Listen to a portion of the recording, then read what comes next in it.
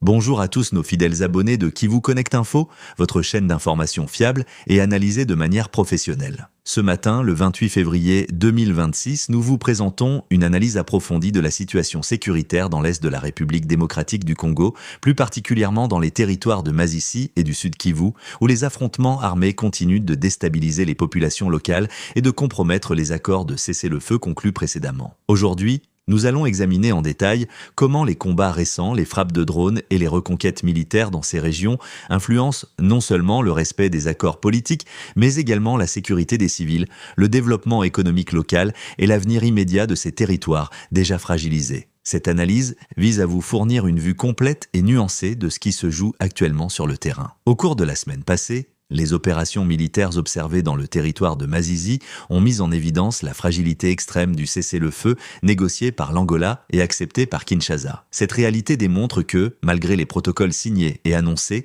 la confiance dans la durabilité de ces accords reste extrêmement limitée, laissant les populations locales dans une incertitude permanente et un climat de tension. Le jeudi 26 février, une frappe de drone menée par l'armée congolaise, FARDC, sur une position de l'AFC/M23 à Nyabiondo a causé des blessures graves à 3 civils. Cet incident souligne à quel point les opérations de guerre aérienne affectent directement les populations et intensifient la peur et l'insécurité dans ces zones déjà fragilisées par des années de conflits. Le même jour, les villages stratégiques de Tchougui, Katobo et Kaniro, essentiels pour le contrôle des voies menant à la ville minière de Rubaya, ont été repris par l'AFC/M23 après des combats acharnés avec les milices Wazalendo. Ces événements montrent une dynamique militaire où le contrôle du territoire reste instable et les civils sont constamment pris entre deux feux. Cette reprise des territoires stratégiques intervient un peu de temps après la frappe aérienne qui a coûté la vie à Willy Ngoma, porte-parole militaire de l'AFC/M23, et à au moins 8 autres personnes selon plusieurs rapports. La mort de Ngoma représente non seulement un choc pour la hiérarchie militaire de l'AFC/M23, mais elle illustre également la vulnérabilité des commandants et l'impact direct des opérations de drones sur l'équilibre stratégique des forces en présence.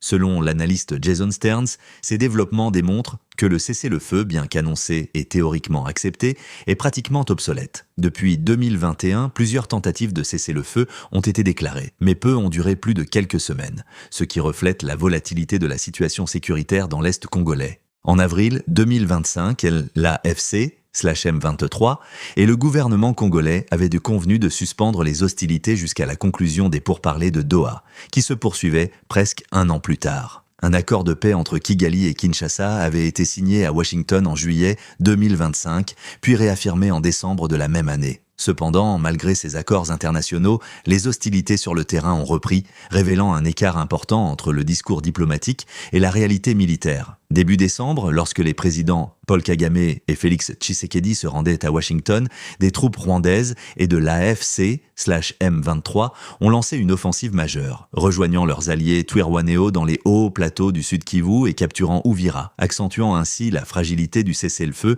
et l'urgence d'un contrôle militaire effectif sur le terrain. Entre le 31 janvier et le 5 février, les drones ont également visé l'aéroport de Bangboka à Kisangani, démontrant la sophistication croissante de la guerre aérienne et son rôle dans la stratégie militaire des parties prenantes. Ces frappes témoignent de l'importance de la technologie militaire dans le conflit et de ses effets directs sur la sécurité des populations civiles. Kinshasa a ensuite lancé, fin janvier 2026, des attaques à grande échelle contre des positions de M23 et de l'armée rwandaise dans les hauts plateaux du Sud Kivu, avec le soutien des Wazalendo et de l'armée burundaise, manquant de peu de reprendre Minembwe. La frappe qui a coûté la vie à Willy Ngoma s'inscrit dans cette dynamique offensive plus large, confirmant que la paix annoncée sur le papier reste un objectif difficile à atteindre sur le terrain. Les accords signés en 2025 prévoyaient des mesures concrètes telles que des opérations conjointes contre les FDLR et le retrait progressif des troupes rwandaises. Aucune de ces mesures n'a été mise en œuvre et le mécanisme conjoint de coordination sécuritaire n'a pas été réactivé depuis novembre 2025,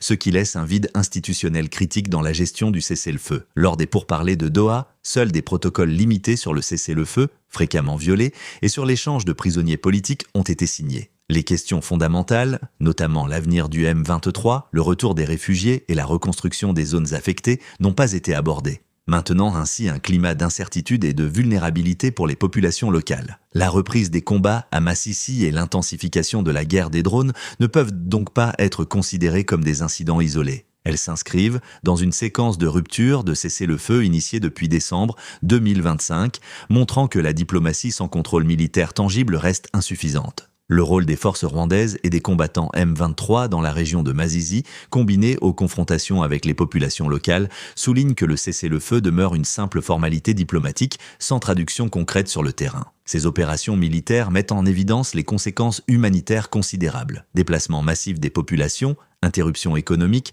perturbations dans l'éducation et dans la santé, ainsi que l'augmentation de la vulnérabilité des civils face au combat. La nécessité d'une intervention coordonnée des partenaires internationaux et des diplomates est plus que jamais urgente pour garantir le suivi et l'application des accords et pour limiter les conséquences humanitaires catastrophiques pour les communautés locales. La situation sécuritaire dégradée et l'intensification des combats contribuent à un climat de peur et de méfiance parmi les populations civiles, rendant la reprise de la paix et du dialogue encore plus difficile. En conclusion, le cessez-le-feu dans l'est de la RDC apparaît aujourd'hui comme extrêmement fragile, menacé par les frappes de drones et les offensives militaires croisées. La situation à Masisi et dans le sud Kivu illustre la complexité d'un conflit où la diplomatie et les accords formels peinent à s'imposer face à la réalité militaire sur le terrain. À Kivu Connect Info, nous nous engageons à continuer de vous fournir des informations fiables et analysées de manière professionnelle pour que vous puissiez comprendre en profondeur les dynamiques qui affectent notre région et notre pays. Merci de suivre nos bulletins de ce matin et restez connectés pour d'autres analyses détaillées et mises à jour sur la situation sécuritaire